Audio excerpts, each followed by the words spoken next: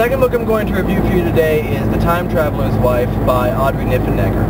And if I had to pick a book that was my all-time favorite, it would be this one. This book chronicles the relationship of Henry and Claire. And it starts when the two of them first met, but as it turns out, pinpointing when they first met is actually pretty complicated.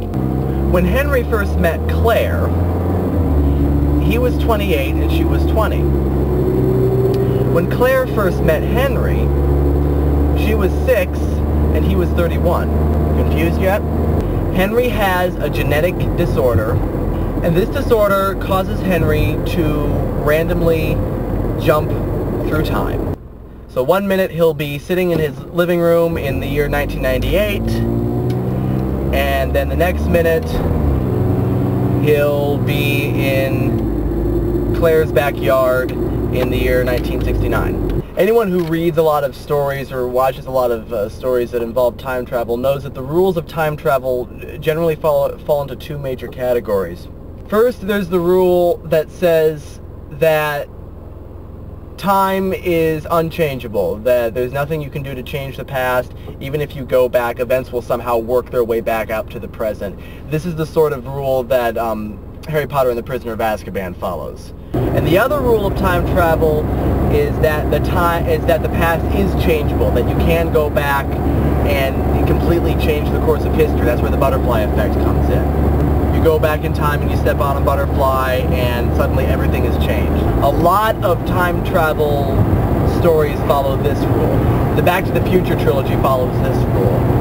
The Time Traveler's Wife follows the first rule of time travel, which is that events are going to happen the way they have been slated to happen, and there's nothing that Henry can do to change that, even though he travels back and forth through time. And so one of the ideas that's explored pretty thoroughly in this novel is the idea of destiny and fate. And the question of, do we really control our own destiny, or is our destiny controlled for us by some unseen force?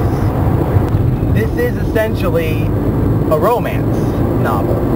It tells the story of these two people who meet and fall in love and date and get married and go through all the trials and tribulations of having a lifetime relationship with each other. But there's a twist, because it's not a normal relationship, because Henry has this disorder, and both of them have to live with the consequences of it.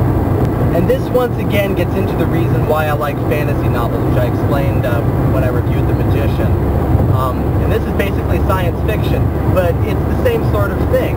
We are seeing a normal relationship that is thrown into an abnormal situation.